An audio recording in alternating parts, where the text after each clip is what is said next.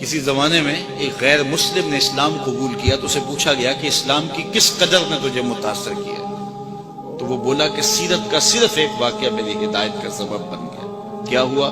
کہا مجلس رسول صلی اللہ علیہ وسلم لگی تھی، لوگوں کا ہجوم تھا، ایک شخص نے عرض کی حضور میرے لیے دعا کر دیجئے، میرا بچہ کئی دنوں سے گم ہے، مل نہیں رہا، مل جائے۔ قبل اس سے کہ حضور کے ہاتھ اٹھتے اور اجابت کے سارے در کھل جاتے۔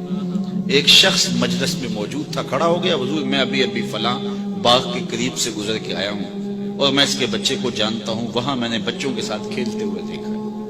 باپ نے جب سنا کہ میرا بچہ فلاں باغ میں ہے تو اس نے دوڑ لگا دی، فرمایا اسے بلاؤ۔ بلایا گیا، بہت جلدی؟ جی حضور آپ جانتے ہیں ایک باپ کے جذبات کیا ہوتے ہیں۔ کہا اچھی طرح آگاہ ہوں، لیکن تمہیں بلایا ہے تو بلانے کا بھی ایک مقصد تھا۔ جی حضور ارشاد فرمائیے۔ فرمایا جب باغ جاؤ بچوں کے ساتھ اپنے بچے کو کھیلتا ہوا دیکھ لو تو بیٹا بیٹا کہہ کے آوازیں نہ دینے لگ جانا، جو نام رکھا ہے اس نام سے پکار۔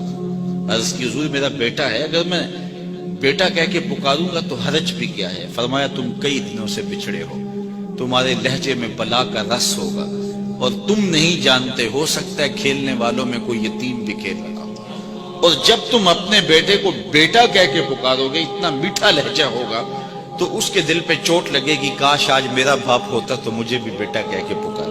کہا یہ شوق گھر جا کے پورا کر رہے ہیں، کوئی لاؤ تو صحیح کائنات میں ایسا۔ بیوہ کے سامنے اپنی بیوی سے پیار کرنے سے روکا گیا، یہ شریعت بیضا کا مزاج ہے۔ غریب کے سامنے اپنی دولت کی نمائش کرنے سے منع کیا گیا، بلکہ میرے حضور نے یہاں تک فرمایا اپنے گوشت کی خوشبو سے غریب ہمسائے کو تکلیف نہ دو، یا تو تھوڑا سا پانی زیادہ ڈال لو اور شوربے کی ایک پیالی ہمسایوں کے گھر بھی بھیج دو، اور اگر ایسا نہیں کر سکتے تو ایسے زاویے میں کھانا پکاؤ کہ اس کے بچوں تک مہک نہ پہنچے۔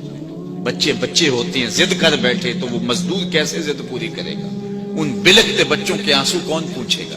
وہ کیا کسی نے کہا نا دوپہر کو سلا دیتی ہے بچوں کو وہ اس ڈر سے، دوپہر کو سلا دیتی ہے بچوں کو وہ اس ڈر سے، گلی میں پھر کھلونے بیچنے والا نہ آ جائے۔